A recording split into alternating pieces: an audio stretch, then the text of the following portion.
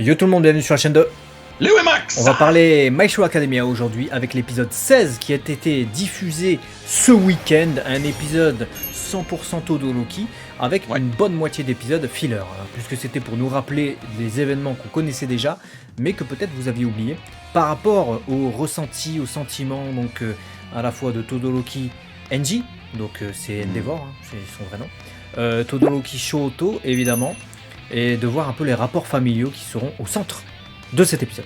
Ouais, au centre de cet épisode, et pas que, puisque Nouklet, notre cher modérateur et fan de My Hero Academia, nous fait notre petit fichier hebdomadaire, et il souhaitait vraiment du coup mettre l'accent sur une chose, c'est que certes le thème principal de MHA de base, c'est tout ce qui tourne autour de Izuku, All for One, One for All, son évolution, blabla, vous connaissez, et le second gros thème dans le manga, c'est vraiment la famille Todoroki. Voilà, donc si vous n'êtes pas lecteur, il faut le savoir, c'est super important, c'est pas juste un épisode vite fait, et c'est aussi pour ça que, comme tu l'as dit, ils ont consacré une bonne moitié d'épisodes qui n'est pas dans le manga, un peu filler, mais pour recentrer tout ce qui s'y passe, la complexité, toutes ces choses-là, parce que ça va avoir son importance.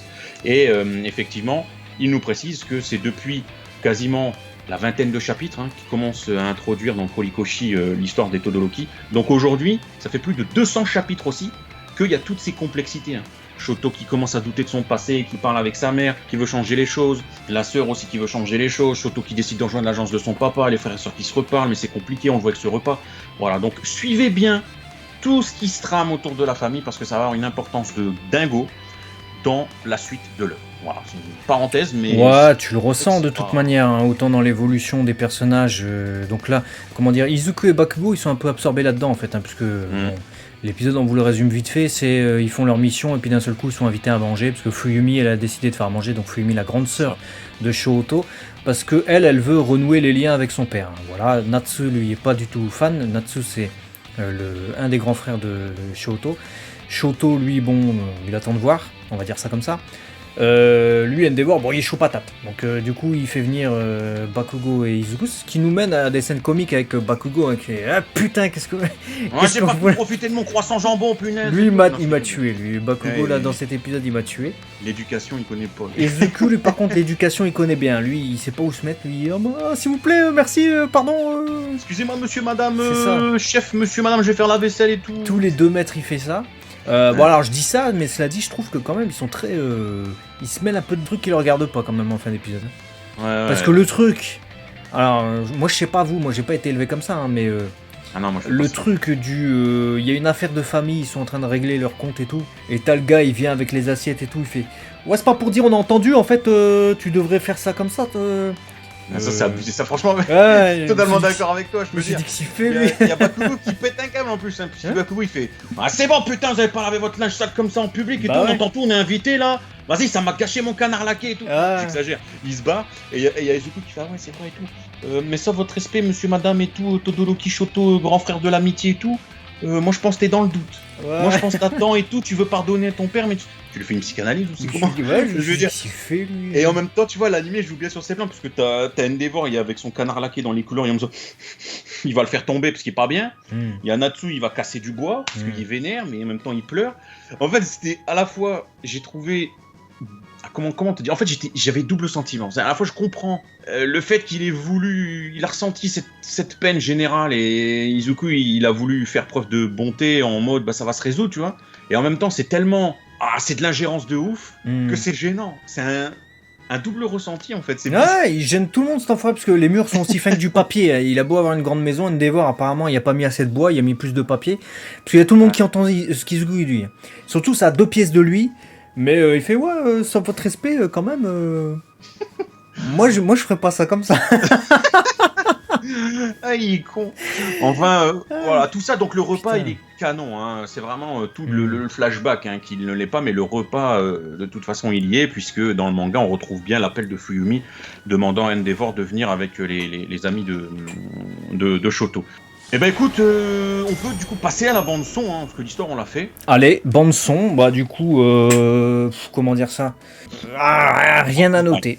Non, ça accompagne, mais après, on va pas...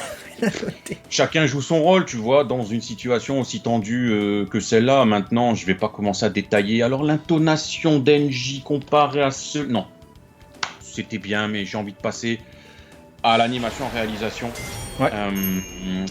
J'ai trouvé qu'on n'était pas dans des grosses fulgurances, parce que beaucoup de flashbacks en début d'épisode sur des choses qu'on avait plus ou moins vues, chacun doit essayer de se dépasser, blabla, mais ce qui m'a d'autant plus surpris, en fait, c'est plutôt la réalisation, où ils ont joué sur des aspects, justement, dans une maison où il n'y a pas grand-chose, hein, il y a une pièce principale, il y a un repas, il y a des couloirs. Ils ont joué, malgré tout, sur des ambiances où tu ressens, de par le plan choisi, un peu la tristesse, la tension, ce genre de choses-là. J'ai noté tout à l'heure l'exemple, on voit les mains d'Endeavor qui tient de la bouffe. T'as pas besoin de voir son visage, en fait. T'as compris que le fait qu'il tienne de la bouffe, il s'arrête au milieu d'un couloir, et c'est ça qu'on met en avant, c'est qu'il s'arrête pour écouter, parce qu'il est perdu de ouf, en fait. Il y a pas mal de plans comme ça, hein. C'est-à-dire que pour jouer sur l'émotion, on te cache le visage des personnages. Endeavor, plusieurs fois dans l'épisode, vous pouvez regarder. Avec en même temps pas mal de secrets, hein, tu vois, parce que jusqu'à cette scène de fin où on les voit, tu vois, ils sont, t'as Natsu qui chiale et t'as lui qui du coup dit ouais, j'espère que ça va aller et tout, n'est-ce pas Toya et tout, et on voit cette ça c'est un hôtel. Un hôtel, je te remercie. Donc ça veut dire que, alors je précise pour ceux qui savent pas, qui regardent que l'animé, si un hôtel comme ça veut dire que normalement Toya est mort. C'est ça. Donc normalement là, c'est ce qu'on est censé comprendre en fin d'épisode. Ouais. Bah moi je me suis dit what aussi parce que j'avais une théorie comme quoi Toya ce serait un des méchants, justement. Ma théorie je la jette pas à l'eau pour autant. Je pense toujours que ce sera le cas, mais je pense qu'effectivement là il nous est présenté comme étant mort, Toya du coup. Ah ouais, bah là, ouais. Et du coup, ça nous permet aussi de mettre en avant quelque chose que Hilakinuki nous a dit, parce qu'on va faire la transition avec les changements, peut-être. Si tu as tout dit sur l'animation et tout ça. On y va, parfait. Puisque, à un moment donné, dans les saisons précédentes, Toya avait été dépeint avec des cheveux rouges dans un flashback de l'animé. C'est ce plan-là où on voit Endeavor qui emmène Shoto pour s'entraîner, quoi. Et là, ça a été corrigé dans cet épisode-là, ils lui ont remis les cheveux blancs, parce qu'apparemment, Horikoshi voulait qu'il ait les cheveux blancs. Et si l'animé avait mis des cheveux rouges à Toya, c'est parce qu'en fait, les cheveux rouges est égal pouvoir du feu. Les cheveux blancs est égal pouvoir de la glace. Donc, la mère Re, elle a un nom qui veut dire froid, en gros, en japonais. Donc, elle a les cheveux blancs. Fuyumi, dans Fuyumi, il y a Fuyu, qui veut dire hiver, donc elle a les cheveux blancs également. Natsuo, lui, il a un nom qui veut dire été, en rapport avec la chaleur. Pourtant, lui, il a les cheveux blancs, on comprend pas trop pourquoi. Et Toya, du coup, le staff de l'anime a dû supposer que voilà, il avait un rapport avec le feu, puisque son nom a le radical de lampe, To, et qui contient d'ailleurs le radical du feu, hein, un des kanji du feu, le Hi. Du coup, ils se sont dit, bon, le gars est associé au feu, on va lui mettre les cheveux rouges. Pourtant, Horikoshi lui avait mis les cheveux blancs. Donc ça a été corrigé. Toya a bien les cheveux blancs, et peut-être même qu'il avait des pouvoirs de glace, ce gars-là également. On sait pas. En tout cas, il a l'air cané, du coup.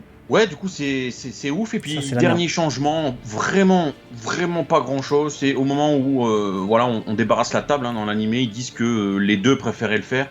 Alors qu'en vrai, hein, dans le manga, Shoto ne parle que de Izuku. Il n'y a que Izuku qui est nommé. Voilà, ils n'ont pas voulu évincer Bakugo.